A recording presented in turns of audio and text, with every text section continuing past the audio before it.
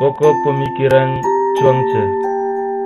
Zhuangzi adalah tokoh terkenal pada abad keempat sebelum Masehi.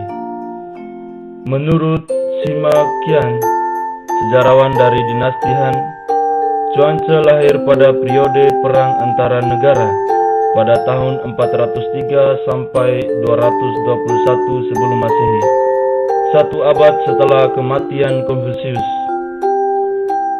Dalam karyanya, Zhuangzi diakui sebagai pemikir yang menempatkan Taoisme dalam filsafat Tiongkok.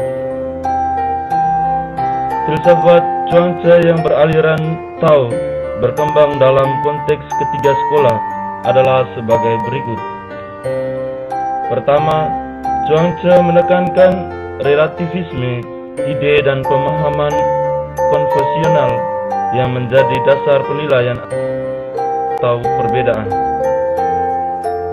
Kedua, jalan keluar terhadap persoalan manusia dan pembebasannya melalui kesatuan dengan Tao universal.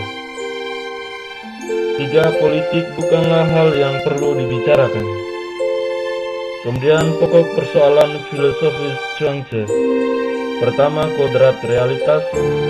Dua, kepastian pengetahuan. Tiga, kodrat pemahaman. Empat, makna kehidupan. Lima, negara yang adil. Perbedaan antara Lao Tzu dan Zhuangzi. Lao Tzu, Dao sama dengan logos, prinsip moral dan sumber segala eksistensi.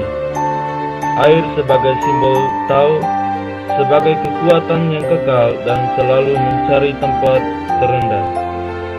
Tao adalah asal muasal segala sesuatu, jauh dan tak tergapai, tidak dapat ditangkap sepenuhnya oleh akal budi, tetapi hanya orang bijak, bersifat kosong, tenang, dan sunyi.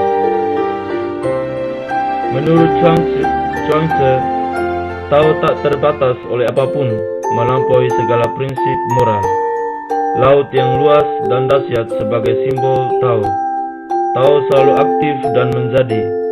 Dia adalah gerakan dan transformasi bagi semua. Dia adalah revolusi terus-menerus dari Qian, laut yang luas, angin yang bertiup, kuncup yang mekar secara diam-diam. Bersifat penuh, berkembang dan proses. Itu adalah kekuatan Tao. Kemudian pandangan filsafat Zhuangzi. Pertama, natura atau kodrat atau alam. Seluruh alam semesta dan realitas bersumber dari Tao. Karena Tao sangat luas dan adalah proses, maka Tao ini adalah metafora terhadap proses realitas yang menggambarkan semua fenomena dan pemikiran yang melampaui batas. Alam semesta tidak ada unsurnya dengan dewa-dewi atau makhluk hidup ilahi, sebab eksistensi adalah Tao. Manusia belum dapat mengenal tujuan awal dan akhir dari realitas. Kedua, persepsi dan kebenaran. Setiap subjek dapat dilihat dari dua sisi, yakni dari sisi sini dan dari sisi situ. Pengetahuan diperoleh bukan dari kesepakatan melalui pikiran dan penyangkalan, melainkan berasal dari pandangan umum. Penilaian yang benar melampaui batas persepsi dicapai melalui penghilangan segala perbedaan. Sikap skeptis dan terbuka terhadap kemungkinan. Pencapaian etika Tao lewat kemampuan berimajinasi. Ketiga, Tao langit, Tao bumi, dan Tao manusia. Mengenal Tao berarti mengenal cara bagaimana alam dan semua barang bergerak. Dibedakan antara Tao langit, Tao bumi, dan Tao manusia. Tao langit bersifat internal, Tao manusia bersifat eksternal.